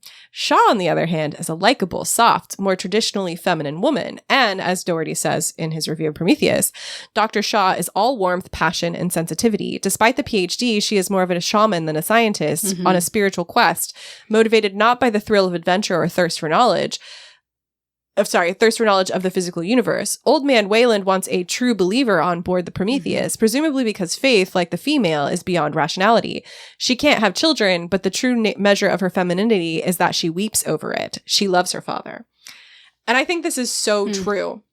It's not that I think the characterizations of Vickers and Shaw are inherently bad in isolation, but together, as diametric opposites, I'm being so unlikable. Ugh. The conflation of soft femininity with faith and hard femininity, or perhaps just masculinized femininity with science, puts me right the fuck off. I know. It's so different than Ripley. It's so different than Ripley. And I think that comes down to I think it comes down to a real hard misunderstanding of Ripley. Yes, for sure. I really, especially from the second one. Yes. And it's interesting. Yeah. And it's not even that I think Scott or any of the writers really believe in this dichotomy, lest we forget the good woman also ends up dead with her body turned into an art project by an insane synth. So much as it feels like these two movies in particular are less interested in character and more interested in theme and archetypes. And I find these archetypes quite dull and honestly sexist, and that's yet another reason why I don't care all that much for Prometheus. Covenant was better, but overall unmemorable to me. They were both pretty. They're beautifully But Romulus shot. was really cool And for being so dark and like industrial. Yeah, and that's the thing. I am not a Ridley Scott enjoyer. Like, I'm sorry. Once again, I'm hitting you with the unpopular opinion. I don't really like Ridley Scott as a director. His movies are always gorgeous. Yes, they are always gorgeous. All the ones that I've seen, at least, are so beautiful visually. Yeah. They do very little for me on a thematic level. I wish we could have watched Prometheus on your new projector. Yeah, that'd have been sick. We can another time. Did you watch Alien Earth on the projector? Most of it, yes. Yeah, I bet it was extra beautiful. It was very beautiful. Especially those last couple episodes where it's mostly in the I do think we had to watch those downstairs. But because it fell. I got a little too zealous when I pulled it. And also the hooks that we used are like notoriously bad. So in the future is female, Bates and Benjamin and How Women Learn in Ridley Scott's Prometheus by Cynthia Cramen, which is an essay I did not enjoy all that much. But Cramen makes a great point about the fact that the metapod is clearly the one that that Shaw uses to take the alien out of her ad hoc C-section. The metapod is clearly calibrated for men. It seemingly has no setting for dealing with unwanted pregnancy.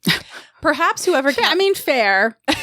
Perhaps whoever calibrated it thought that unwanted pregnancy was unlikely, whether for birth control reasons, maybe, or what I think is more likely, they didn't think abortion would be necessary. Or, to take it a step further, Scott / the writers of the film did not consider unwanted pregnancy in their crafting of this film at all. So. I think it would have been really interesting if everybody had to be infertile. Yeah, it'd be interesting. Let me in the writing room. I got great ideas. Yeah.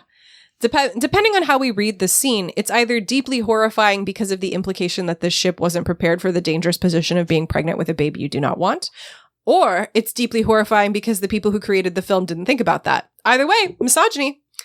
So in Mothers and Others by Jeanette Carpenter, which is in Women in the Gothic and Edinburgh Companion, Carpenter writes, yet Fincher's, and in particular Junet's films, offer more nuanced and shifting possibilities for maternal identification, as Patricia Melzer argues convincingly in Alien Constructions, quote, the conflation of the monstrous and the maternal in the Alien series results in an appropriation of the position of the other by Ripley in the fourth movie.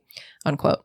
However, Shaw's abhorrence for the alien fetus she is housing returns Prometheus to the dated binaries of alien and aliens, whereby the borders between subject and abject, mother and monster, are rigorously patrolled.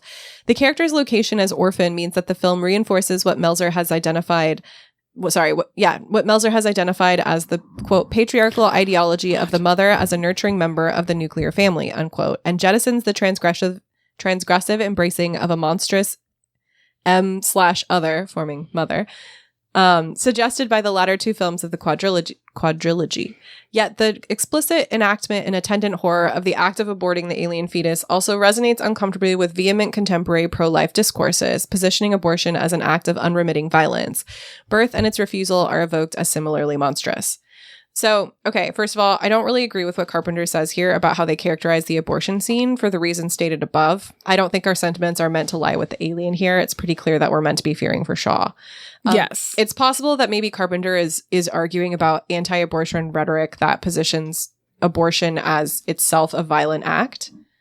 As like... The thing, maybe, but to me that is a C-section. Right. That is what a C-section looks like.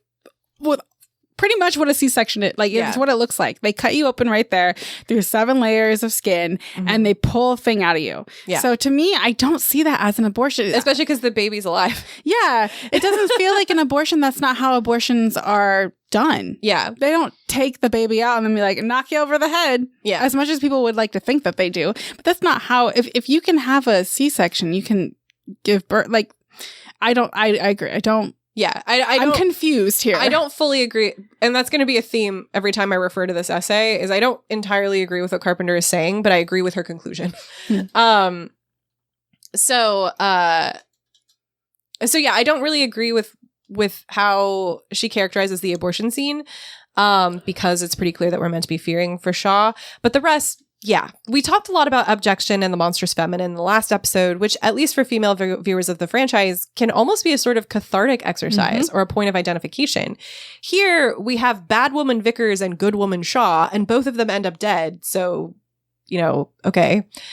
We talked in the first episode as well about how, despite how much is made of Ripley as a feminist icon, she is an iconic character. I'm not disputing that. She actually left us feeling like not unimpressed, but not willing to beat the drum over her either. Part of that for me was that while Ripley was essentially created as a gender blind character, she didn't originally have a gender. A strong and compelling woman is not just man with the serial numbers filed off to me. And I do think Ripley is a bit more than that, or at least we can read more into her. At least in the first one. Yeah. But Vickers and Shaw... Oof. Weirdos. It is hard for me to praise them like I do Ripley, because at least Ripley feels like an actor, She does things, or she refuses to do things. Her job is not only to die or to be impregnated. Her job is the story.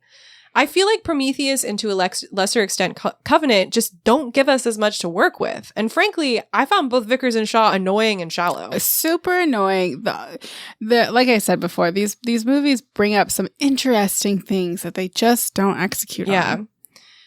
So in that same essay, Mothers and Others by Jeanette Carpenter, Carpenter writes, Prometheus's refutation of feminine monstrosity, the outright rejection of Kristeva's archaic mother, is underlined by the specifics of Shaw's abortion.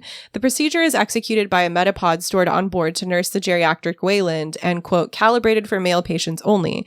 Shaw can therefore only instigate the intervention via a male model, surgery, abdominal, penetrating injuries, foreign body. The messiness of female embodiment and its accompanying horrors is thus literally reinscribed as male, and pregnancy relocated as abject and forcibly ejected from the symbolic realm. There are no words. The camera, however, speaks fluently to a range of embodied anxieties as it hovers voyeuristically over Shaw's honed form while she disrobes, readies herself, and is operated upon. Historical and hysterical fears about the shape-shifting pregnant body are therefore conflated with a highly contemporary body fascism, as Bonyard observes, quote, women's and girls' bodies are objectified and stigmatized on a level as never before. On a scale as never before. It is a spectrum on which having your flesh cut, sucked, and sliced for non-medical purposes is a logical act. Again, I seem to disagree with Carpenter about the goals of this scene. To repeat, I believe we're meant to empathize with Shaw, not the alien, meaning that the scene itself does not read as sexist to me, whatever the actual reason behind the metapod not having a C-section available was. That said, the idea of pregnancy as abject certainly applies, especially because Shaw is infertile. The only thing she's able to carry is an alien that wants to kill people. Her body is only hospitable to monstrousness. Would the events of the movie have even happened if she wasn't there? would the alien have been safe in her partner's body? We don't have all of that information, of course, but with the information we do have, it feels like we're right back in the deeply misogynistic zone of Alien 3, where a woman's mere existence upsets the social order. Because we don't even know if it grows in the womb. Yeah, we don't know. Which you assume not, because she's, well, maybe. I'm going to assume it does. It didn't come out of him.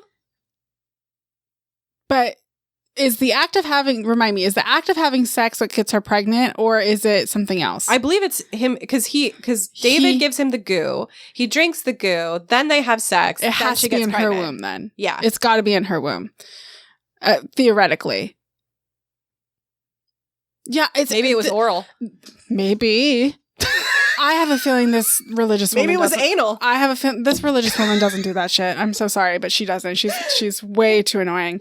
But I'm just left with so many questions. Mm-hmm. I'm left with so many questions. I don't know where this movie stands. Yeah, just Mary and I both are united in our feelings about infertility stories being bad, often being bad for two very different reasons. Yeah. And I have a thing about forced pregnancy stories that, there is nothing to turn me off faster. It is extremely gross to have a story about infertility or an offshoot story about infertility, and then the only thing that you can harbor in your barren womb is a monster. Yeah. I dealt with infertility for 10 years. That's gross. Yeah, that's fucked up. That's fucked up. And so it does kind of blame the woman, right? Mm-hmm. It's her fault, along with her saying a lot of other stuff. But then I still don't know. Am I supposed to like this person? I don't think I don't know. Am I? I don't know. I don't know. And like knowing that he is more atheist than he is religious, and like how she essentially ends up dying I just am so confused by this movie. Yeah. Prometheus, I had a good time, but when you start digging into it, don't dig too deep. It's just concrete. Confusing. Confusing in there. It's so confusing. And like for me, I have no idea if I'm infertile or not. I've never been tested because I don't want to have children. So yeah, I've never been tested for infertility, but like this still is deeply upsetting to me because I've made the choice to not use my womb. And the idea, like, I'm like, what do you have to say about that? The fact that I've chosen. You probably equate me with Vickers, don't you? Yeah. I am not a cold woman. No, you're not. Well, you used to be really cold all the time. Now I'm hot all the time, and that's what SSRIs will do to you. Yeah. Right now, I'm hot as hell. I feel really comfortable right now. I bet you do. I feel really comfortable. I don't need a jacket. I did forget my sweater for today. Oh my God. I'm sure I have a sweater you can borrow. Okay. I have clothes. You do? I'm a reformed nudist. This is another quote from Mothers and Others by Jeanette Carpenter, who writes, Vickers is visually aligned with the metallic lines of the spaceship, her body chiseled and worked to athletic perfection, and her decisions made without compassion or empathy.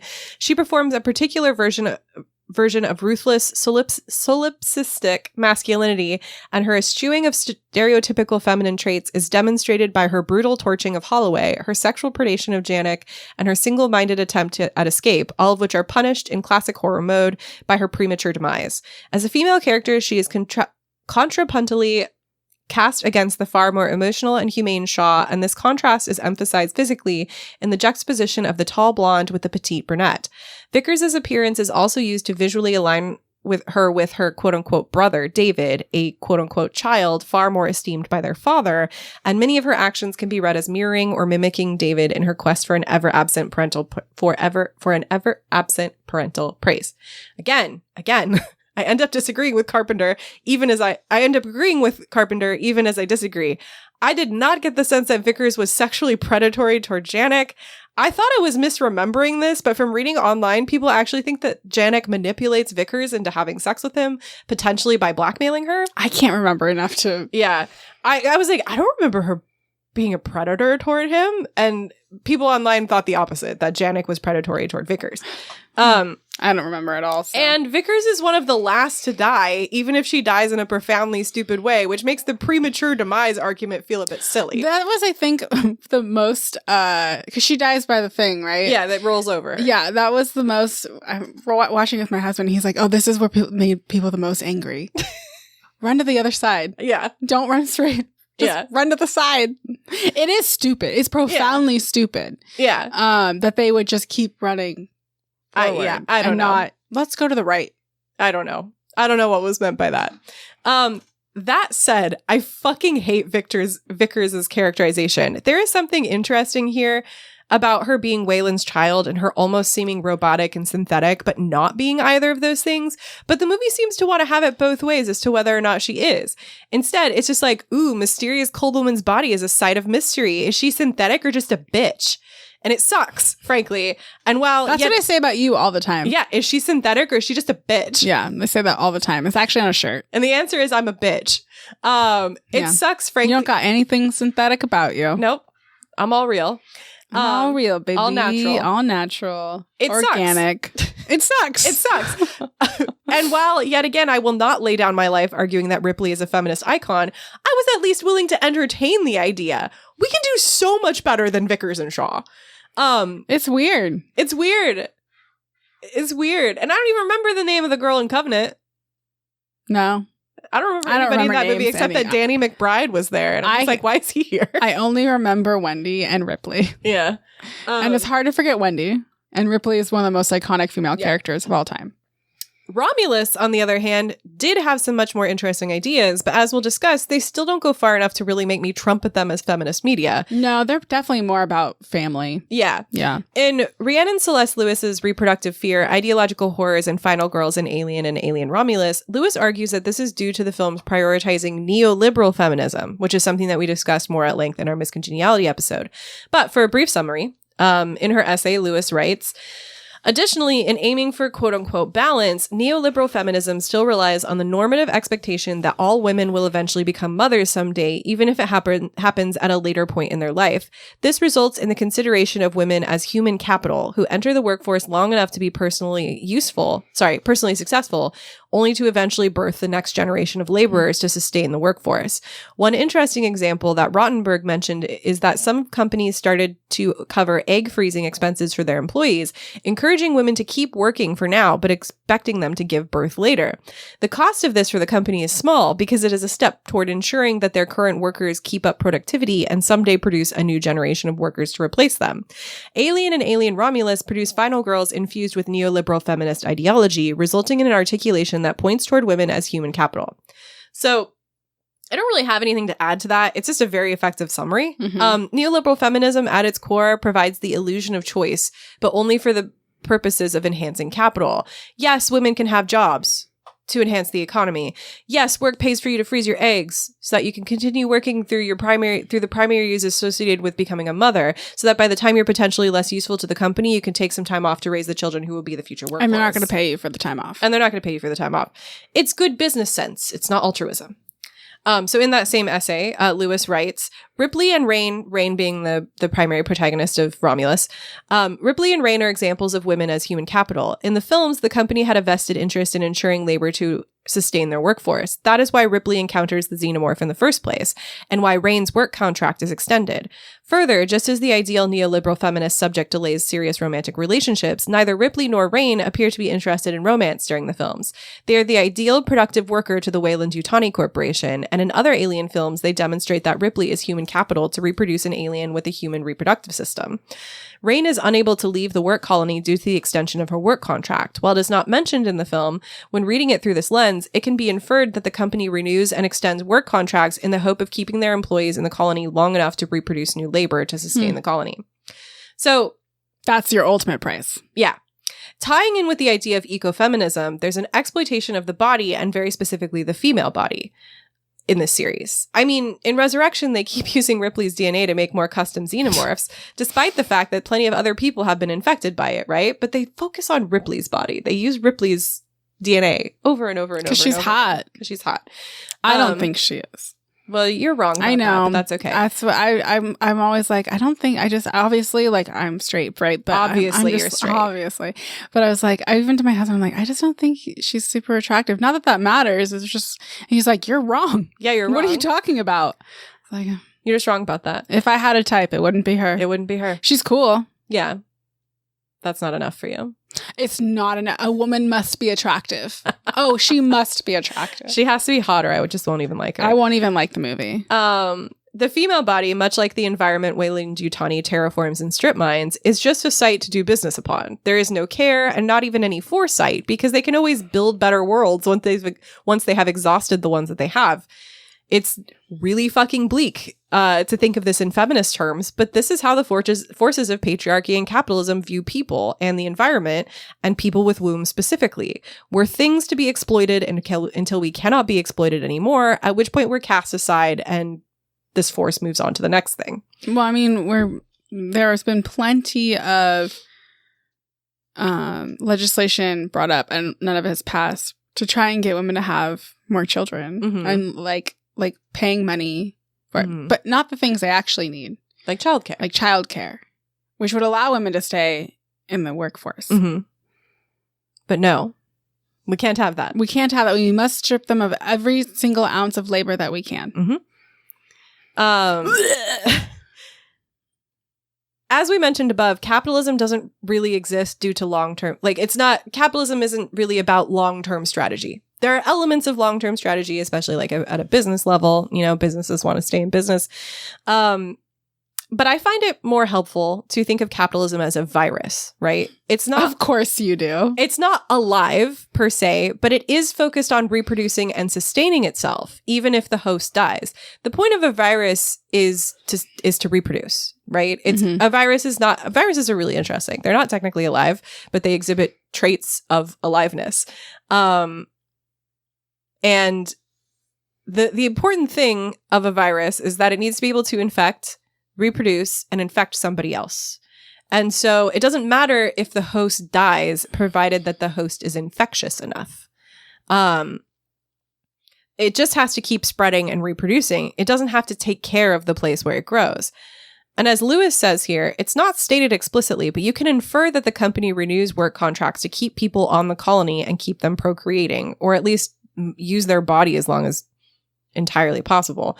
At the very least, it is not making it easy to leave. And if you spend your whole life there, fall in love, want to start a family, or become pregnant accidentally, we can't forget the medical bed calibrated only for men. So if you want to do all those things and your work contract gets extended, you don't have another choice, right? There is, this kind of stuff is flexible, but for people with wombs in particular, there is a finite window in which you are able to get pregnant. I was a geriatric pregnancy. And that's because Mary's 100 years old. I'm 100 years old. There's also more and more research coming out that you can be older and it's fine. Yeah. But we're told, something's going to be wrong. Yeah. You can't have a child that old. And especially like the context in which these movies were made, that research was probably not. Some people are not reading academic papers before they write it's crazy a thing. It couldn't be me. So again, as your life, especially if you're a person with a womb, a person who wants to have children, you are eventually like, if your work contract keeps getting extended, do you put off that plan until you can no longer do it anymore, or do you just accept the imperfection and go ahead and do it there? And then, oh look, you can get free childcare that your child can pay off by working for Weyland-Yutani in the future. Like, you get trapped in this cycle. Where am I? Especially because the alternatives to this life, much as it seems to suck, can be much worse, right? You could have instability, you could have poverty, you could have fucking aliens, right? We, the audience, know that it is not benevolence on the part of the Weyland-Yutani Corporation, but these ideas should encourage us to look at the ways similar things apply to us. Egg freezing from your employer, ping pong tables in the lobby, even healthcare. Healthcare should not be tied to employment. That's fucking crazy. Yeah, a lot of businesses also, for a while, not so much anymore, I think, as a way to entice people to work there, were offering childcare. Yep. That's crazy. That's great, like, for someone who needs childcare, though. Yeah. That's, like, a huge reason. That keeps a woman in the workforce. Do you know when we lost the things that were stimulating our childcare businesses, we lost, I think, 3 million women in the workforce. Mm-hmm. Like, because so many childcare services shut down because they were relying on the COVID money. Mm-hmm. That just took so many women out of the workforce. Speaking to my personal temptations, as Mary said earlier, I'm considering going back to grad school. And part of the reason that this has become more of a potential reality for me is that where I want to go offers tuition waivers and healthcare and a monthly stipend if you are willing to teach one course. And that at first glance feels like, hell yeah. Yes, that's what a great boon to me. I don't have to take out loans. And then I realized about how exploitive the academic system is and the fact that really they just need somebody to teach the 101 level English students to write a paper. And they don't want to pay a professor to do that. So they will pay a humble master's degree student to do it instead. But you still get to go to school?